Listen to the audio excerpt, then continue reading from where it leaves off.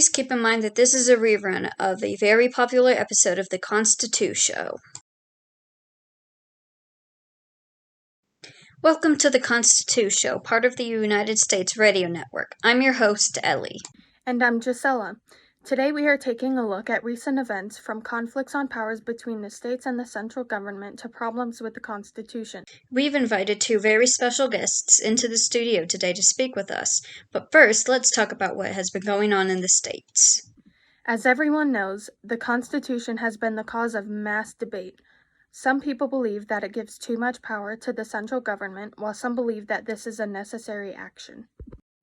Whether you agree with it or not, we can all agree that our nation and our lives will be deeply affected by this decision.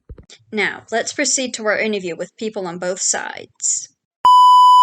For our first guest on today's show, welcome John Jay. I'm excited to be here. Now tell us, what do you think about ratifying what do you think about the Constitution? I think we made the right decision in ratifying it. It gives us a stronger centralized government and it makes us more independent. We should also separate the branches of government to protect the people's rights. Thank you. Now, how do you think the separation of powers would help protect people's rights? I believe if we have separate powers in the government, then they would compete with one another. Each branch of the government has a unique mission. The legislative branch makes the laws, the executive branch upholds the laws, and the judicial branch evaluates and interprets the laws. This would prevent the government from becoming too powerful because each of the branches balance each other out. If the states continue to be separate powers, relations between them may sour. Many anti-federalists are afraid that having a stronger or unbalanced federal government will take away all the rights and powers of the states. Why do you think this won't happen? Well, as I mentioned, the Constitution sets in place a system of checks and balances that make sure that one branch of the government doesn't get too much authority. For example, the judicial branch can deem things the executive branch does unlawful, but the executive branch can also appoint judges. If the federal government does not make a law, the states can decide if they want to. And if the states don't make a law about it, it is up to you, listener. Do you believe that this document will remain the same forever? Definitely not. The Constitution is for the people, so the people should have the power to petition to change it. As time goes on, I am sure there will be changes made. People will always find legal loopholes that we need to try to control. And why do you think this would be better than the already established Articles of Confederation? The Articles of Confederation were not strict enough. They had no way of actually enforcing the law, but the Constitution has an entire branch of government to help with that. The Constitution just makes it so that the law is more organized and enforceable, but still gives the states freedom to be unique. Well, we're actually out of time. Thank you for speaking with us today. Your input is greatly appreciated. It is my pleasure. And now, for our next guest, we have Patrick Henry. Welcome to the show. Thank you for having me. So, Patrick, we were wondering, what is your opinion on the Constitution? That's certainly a possibility. What caused this fear, Patrick?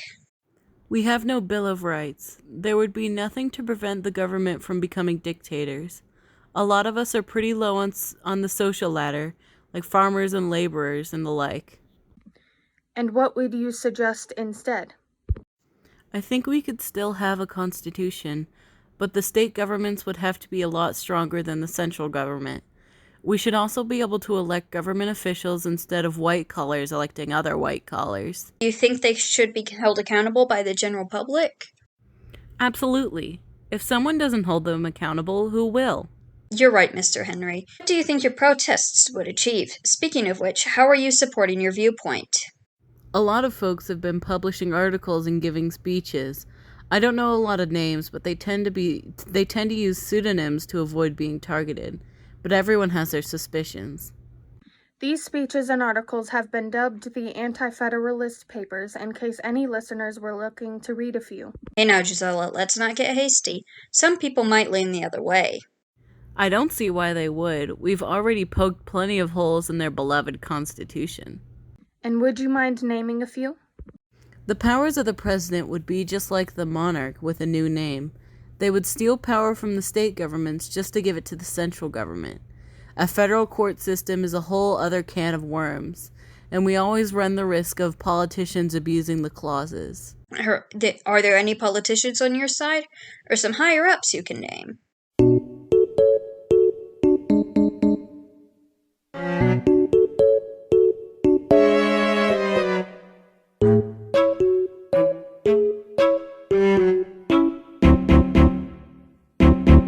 Is there anything that could get your party to support the Constitution? I think the best option to get us to change our tune is to add the Bill of Rights before they ratify anything. It would protect the little guys, and the little guys make up most of the population. Those are all fair points, Patrick. Well, I think your time is just about up. Anything you want to add before we wrap this interview up? I think with enough bargaining, a compromise can be reached. I just don't want to have a government at the cost of the individual. Thank you for your time, Patrick. It was my pleasure. Well, there you have it, folks. John Jay speaks for the Federalists, and Patrick Henry sings the Anti's tune. Which party would you side with? Feel free to mail your opinion in. Until next time, folks, tune in next week for any and all updates on the ongoings of the government. This is Gisela. This is Ellie, and this has been the Constitu Show. See you next week.